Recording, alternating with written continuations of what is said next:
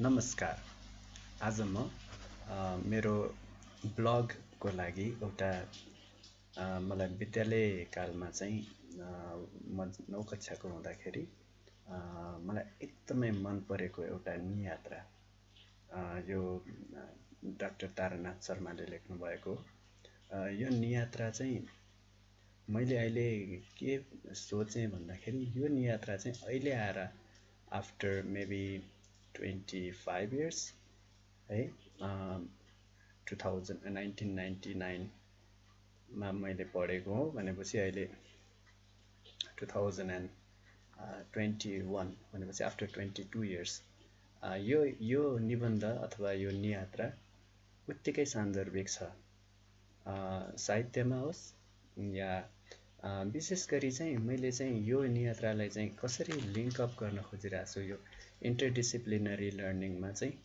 भनेदेखि यसबाट चाहिँ प्रकृति प्रेम जगाउने प्रकृति प्रतिको आसक्ति बिल्डअप गर्ने विद्यार्थीलाई साहित्य सिर्जनामा पनि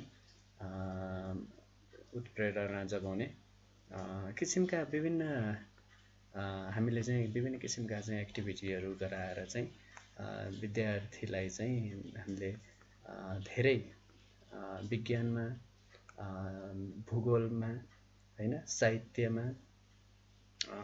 केही नभए एब्स्ट्र्याक्ट थिङ्किङ चाहिँ मान्छेले चाहिँ प्रकृति हैन जमिन जल जराजर यो हामीले प्रकृतिमा जे भेट्छौँ यसमा भएका आयाम अवयवहरूबाट चाहिँ एक किसिमको एब्स्ट्र्याक्ट किसिमको चाहिँ चिन्तन डेभलप गर्न पनि सकिन्छ र त्यो नै खासमा भन्ने हो भनेदेखि प्रकृति प्रेम हो है जब मान्छेको चाहिँ ब्रेन विशेष किसिमको छ हैन भने मानिस र पशुमा केही फरक थिएन त्यो विशेष किसिमको ब्रेन भएकै कारणले दिमाग भएकै कारणले मान्छेले चाहिँ एउटा एब्स्ट्र्याक्ट थटहरू मान्छेमा आउँछ जुन मलाई पनि आउँछ मैले चाहिँ अहिले सेयर गर्दाखेरि चाहिँ म हावा चलिरहेको बेलामा मकैको पात हल्लेको देखेँ भने म मकैको त्यो सिङ्गो बोट र त्यो मकै घारी छ भने मकै घारीमा भएका मकैका बोटहरू चाहिँ म नाचिरहेको चाहिँ म एक किसिमको अनुभव गर्दछु त्यस्तै यो घन घस्याको उकालो काट्दा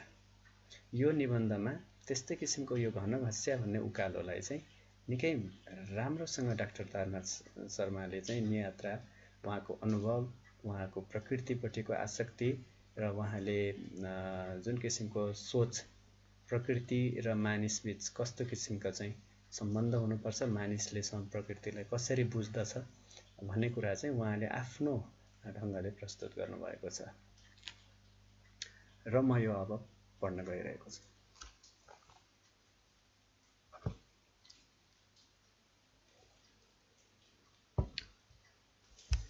घन घस्याको उकालो काट्दा 2024 साल उसको अन्तिम हप्तामा म महाकाली अञ्चलमा थिएँ मेरो जन्म मेची अञ्चलमा भएको थियो म सुदूरपूर्वको इलामे शरीर बोकेर सुदूरपश्चिमको बैतडीबाट डडेलधुरातर्फ हिँडेको थिएँ म नेपाललाई माया गर्ने राष्ट्रवादी मान्छे हुँ र मेरो राष्ट्रको हरेक भागलाई म उत्तिकै स्नेहसित मुटुमा सँगाल्छु म खप्तडमा बसन्त बिताउन चाहन्छु तुमलिङमा हिउँ चिप्ली खेल्न चाहन्छु र राजापुरको काँसेघारीमा झ्याउरे गार्न चाहन्छु मलाई तिलकेनीको उकालो घनघस्याको उकालो र चन्दनीको उकालोसित जति प्रेम छ उति नै प्रेम अगोरीगाड पुवा खोला र टुकुचासित छ सतपाँचको लेक होस् वा ट्याम्के डाँडो होस् अन्तु डाँडो होस् वा चन्द्रगिरी होस् जहाँ पनि उस्तै पाराको आफ्नोपनले मेरो मुटु ढुकढुक्याउँछ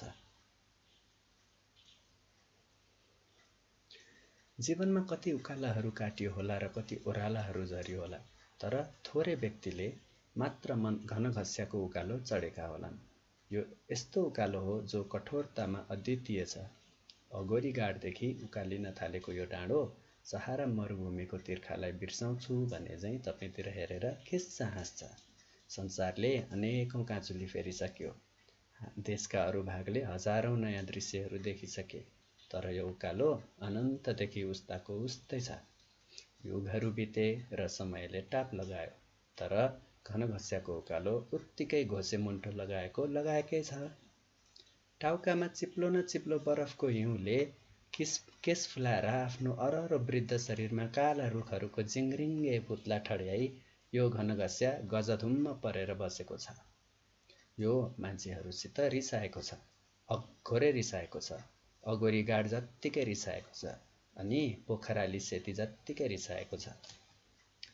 सेती नदी पृथ्वीको पेटमा भासिँदै जाओस्, यो चाहिँ ठडिएको ठडियै छ। यसले कहिल्यै त टाउको झुकाउला कि भनेर मैले निरीक्षण गरी हेरेँ, तर त्यस्तो लक्षण कतै भेटिएन। उल्टो यो झन दृढ हुँदै गइरहेको पो मैले पाएँ। प्रकृतिसित जुझ्नु नै जीवनको रमाइलो हो भन्ने भावलाई ह्याकुलाले छोपेर नै म सुदूरपश्चिमको भ्रमणमा निक्लेको थिएँ। बैतडीको शाही लेकमा अवस्थित विद्यालय भवनमा 2 रात बसेपछि डडेलधुरा जान तम्सिँदा भरिया पाइएन। 9 बजे भात खाएर हिँड्न तयार भएका हामी 4 जना व्यक्तिहरू 10:30 बजेसम्म वाल्ल परेर 2 भरियाको खोजीमा यता र उता दुगुर्दै नै थियौँ। झट्ट मलाई सहायक अञ्चलाधीशको सम्झना भयो। हामी दुगुर्दै सहायक अञ्चलाधीशलाई भेट्न माथि बैतडी बजारतर्फ गयौँ। सहायक अञ्चलाधीश यमुनाराज पौड्यालज्यूले लगत्तै 2 जना दमाईहरूलाई बोलाएर 17 रुपियाँमा पाटनसम्म भारी बोक्न मिलाइदिनु भयो। 11 बजे हामी दशरथचन्दको शालिगलाई श्रद्धाका 2 थोपा आँसु चढाएर सतबाँचको लेकतर्फ उकाल्यौँ। बाटामा एउटा रमणीय ठाउँ भेटियो। देब्रेपट्टि पर्खालले घेरेको डिस्कामा राम्रो मन्दिर थियो, जसको छानाको मर्मत हुँदै थियो। पर्खाल बाहिर फलामे साङ्लीको अग्लो पिङ थियो। त्यसमा मच्चिएर मैले उत्तर पश्चिमतिरका हिमचुचुराहरू देखेँ। 7-8 पसलहरू थिए, जसका वरिपरि भेडाका बथानहरू नुन र चामलका बोराहरू बोकेर उग्राइरहेका थिए। ठाउँ ठाउँमा बारीहरू थिए, वनहरू थिए र चरनहरू थिए। गाईहरू चराउँदै गोठाला-गोठाल्नीहरू बिरह लाग्दा गीतहरू कुर्लिरहेका भेटिन्थे। आउने जाने मान्छेहरूका समूह पनि प्रशस्तै देखिन्थे। धेरै माथि पुगेपछि हिउँले ढाकेको पाखो देखियो। नेपाल हिमाली मुलुक हो तापनि धेरैजसो नेपालीले हिउँ कुल्चन पाएका हुँदैनन्। मैले 2001 सालको विशाल हिउँ बर्खा हुँदा फिक्कलमा हिउँ खेल्न पाए बाहेक म दार्जिलिङमा 1-2 पटक हिउँ फुसाएको देखे बाहेक हिउँको राम्रो परिचय बेलायतमा मात्र पाएको थिएँ। बेलायती हिउँ भन्दा सतबाँचको लेकको हिउँ बेग्लै थियो। यो हिउँ मेरो थियो, यो मेरो मुटुको थियो र हिमाली हार्दिकता बोकेको र चम्किलो थियो। मेरा साथी प्रेमबहादुर प्रधान र म यस हिउँमा निकै बेरसम्म खेल्यौँ। कहिले चिप्ली खेल्दै, कहिले हिउँका डल्लाले एकअर्कालाई हिर्काउँदै र कहिले हिउँका रमाइला थुप्राहरूमा आकृतिहरू बनाउँदै र लेख्दै हामीले सतबाँचमा समयलाई जिस्क्यायौँ।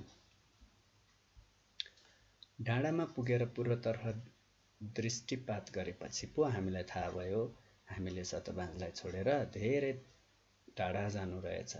जीवन एउटा नटुङ्गिँदो यात्रा रहेछ। जतिसुकै प्यारो लागे पनि सतबाँच जस्ता रमणीय स्थानहरूलाई छाड्नु पर्दो रहेछ। ओह्रालो झरेर तेर्सो बाटो हामी हिँडिरह्यौँ। सल्लाको घारीको मध्यभागबाट हिँडेपछि एउटा चौतारो आइपुग्यो। झमक्क साँझ परिसकेकाले तल जङ्गलमुनिको टार अलिअलि मात्र देखिन्थ्यो। पहाडबाट झर्दा मधेस पुग्ने बेलाको चाहिँ दृश्य थियो त्यो। बाँच्न पाइएला भनेर भरियाहरू र 2 साथीहरूलाई त्यहीँ छाडी प्रधान र म ओह्रालो दुगुर्यौँ बासको व्यवस्था गर्न। फेदीमा जङ्गल सकिएपछि रमाइलो विशाल चौर आइपुग्यो। त्यसै चौरलाई पाटन भन्दा रहेछन्। फट्याकफुटुक घरहरू देखा परे। बाटामा घरेलु विभागका एक कर्मचारीसित भेट भयो। कास्कीतिरका ती व्यक्तिले अरूतिर बस्ने ठाउँ राम्रो पाइँदैन भनेर आफ्नै डेरातिर लगे। डेरामा काठमाडौँ घर भएका दारीले ढाकिएका स्वास्थ्य केन्द्रका कर्मचारी पनि रहेछन्। ती 2 दयालु सज्जनका पाहुना भएर हामी उनीहरूकै दाल भात खाई त्यस रात राम्ररी सुत्यौँ। भोलिपल्ट ती भरियाहरू डडेलधुरा जान मानेनन्। सहायक अञ्चलाधीशले पाटनका प्रधान पञ्चलाई भरिया बन्दोबस्त गर्न लगाउनुहोला भनेकाले खोज्दा 11:30 बजेतिर मात्र प्रधान पञ्चसित भेट भयो। उनले 2 जना भरिया खोजिदिए, तर त्यतिन्जेलमा दिउँसोको 12 बजिसकेको थियो। घरेलु विभागका कर्मचारीले भोलि मात्रै जानुस्, आज मरे पनि डडेलधुरा पुगिँदैन भनेर जिद्दी गरे पनि हामी 12 बजे पाटनबाट हिँड्यौं। ठिक 2 बज्दा त्यस दिन हामीले तेर्सो हिँडेर अगोरी गाड पुगेका थियौं। अगोरी गाडमाथि अग्लो पारेर तेर्स्याएको फलेकको साँगो तरेर हामीले टोपी खस्ने उकालामा पाइला राख्यौं। डरलाग्दो जङ्गलले घेरिएको ढुङ्गेनी बाटाले मुटु ढक्क फुल्यो। यही थियो कुख्यात घनघस्याको विकट उकालो। मेरो शरीर अलि मोटो भएकोले उकालो देख्ने बित्तिकै मेरो सातो पुत्लो उठ्छ। तेर्सो र ओह्रालो बाटामा म निकै छिट्टो हिँड्न सक्छु, तर उकालो भने मेरा लागि जेमरात जत्तिकै भयावह हुन्छ। तर म विवश थिएँ, मैले घनघस्या नकाटी भएको थिएन। पाटनका सहृदय व्यक्तिहरूले दिएका 2 लाक्रा उखु पहिल्यै टेक्दै र पछि चबाउँदै हामी एकहोरो उकालिरह्यौं। जोगबनीदेखि धरानसम्मको अलकत्रे बाटालाई धिक्कार्दै र भातगाउँदेखि 12 फराकिलो कालो बाटालाई सराप्दै हामी ठस कनिरह्यौं। सिंहदरबार अगाडिको चिप्लो बाटो त्यहाँ थिएन, न त्यहाँ भैरहवाबाट बुटोल जाँदा जस्तो तेर्सो सोझो बाटो नै थियो। त्यहाँ त चुच्चे ढुङ्गाहरू पहरामा तिर्सिएका थिए, काला रुखहरूका छायामा कच पल्टिएर। पसिनाले नेथ्रुक्क भिजेर हामी 6 जना अभागीहरू आकाशतर्फ उचालिरह्यौं।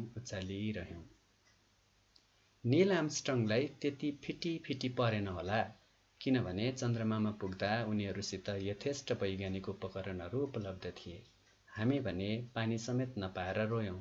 निकै माथि पुगेपछि 2टा पानीका कुला भेटिँदा स्वर्ग पुगेको अनुभव भयो।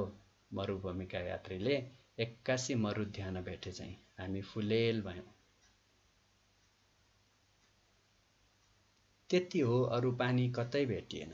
धेरै माथि हिउँ प्रारम्भ हुने ठाउँमा पो एउटा असाध्यै चिसो धारो रहेछ। बाटामा 1-2 ठाउँ घरहरू भेटिए, तर तिनमा मान्छे थिएनन्। धुरामा पुग्ने बेला 3 माइल जति बाटो जमिसकेको हिउँले ढाकिएको थियो। चिसो धारामा पानी खाएपछि 2 भरियाहरू लागे हिउँ नै हिउँको पहरातिर। म पनि तिनको पछि लागेँ। चिप्ला हिउँका ढुङ्गाहरू खाली खुट्टाले टेक्दै रामसिंह भरिया र उसको भतिजो उकालिए। म तिनको सहनशीलता देखेर मक्ख पर्दै र ठाउँ-ठाउँमा चिप्लेर लड्दै तिनीहरूसित धुरातर्फ चढेँ। रामसिंह, उसको भतिजो र म टुप्पामा पुग्दा 5 बजेको थियो। अरू साथीहरूको पत्तो थिएन। पूर्वपट्टि डडेलधुरा कुइरामा कता हो कता चन्द्रमा जस्तै टाढा भएर बिलाएको थियो। उँधोतिर कहाली लाग्दो कालो जङ्गल थियो, जसलाई छिचोलेर एउटा खोलो तरेर एउटा उकालो चढेपछि मात्र डडेलधुरा पुग्न सकिन्थ्यो। डर लाग्दा चितुवा र भालु लाग्ने पट्टेर जङ्गललाई सेतै ढाकेको हिउँमा खाली खुट्टाका औँलाले मान्छेको आकृति कोरेर रामसिंहले भन्यो, आज डडेलधुरा पुग्न सकिँदैन। पोखरातिर राति 12 बजेतिरसम्म पुगिएला। पोखरा पनि पुगिँदैन। तल कतै रित्तो गोठ पाइएछ भने त्यहीँ रात काट्नुपर्छ। भतिजो चाहिँले हिउँका डल्लाले छेवैको रुखलाई हिर्काउँदै भन्यो। म चाहिँ साथीहरू हिउँमा हराए कि भनेर विचलित भएर कराएँ, प्रेमबहादुर भाइ। प्रत्युत्तरमा हावा मात्र सुइँ गर्यो। जाउँ त कसरी जाउँ, बसौँ त जाडोले सिध्याइसक्यो भन्दै मैले हिउँको ढिस्को थुपारेँ। बल्ल 5:30 तिर साथीहरूले जवाब दिए, तल भिरतिरबाट, हामीले बाटो हरायौं। हाम्रो आवाजलाई पछ्याउँदै साथीहरू डाँडामा निस्किसकेपछि मैले भने, आज डडेलधुरा त कुनै अवस्थामा पनि पुग्न सकिँदैन रे। रामसिंह पोखरासम्म पुगिहालिन्छ कि भन्छ भने उसको भतिजो चाहिँ तल गोठतिर अलपत्रै सुत्ने कुरो गर्छ। त्यसैले छिटो हिँड्न नसक्ने साथी चाहिँ 2 जना भरियाहरूसित बिस्तारी आउनुहोस्। हामी 3 जना चाहिँ दुगुर्दै पोखरा जान्छौँ अनि बाँसगाँसको व्यवस्था मिलाउँछौँ। जस्तै अवस्थामा पनि र जति रात परे पनि तपाईहरू पोखरा अवश्य आइपुग्नुहोला।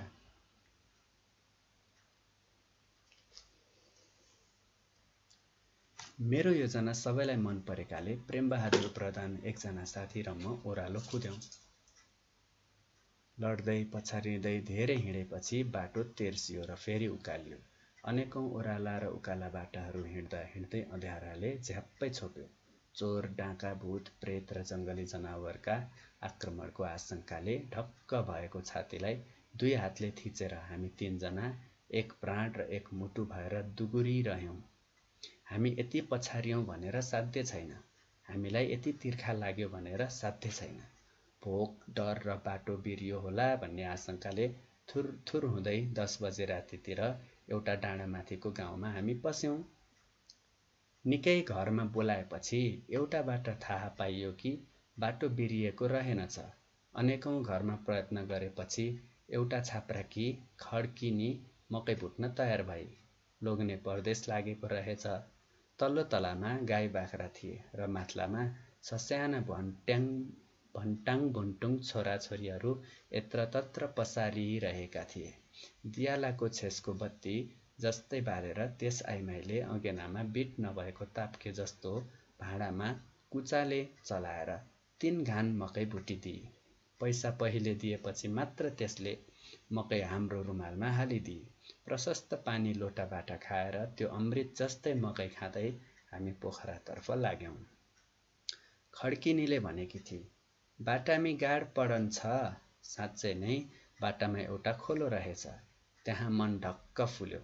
खोलो वास्तवमा मसान घाट हो, किनभने मरेका मानिसलाई खोलाकै किनारमा जलाउँछन्।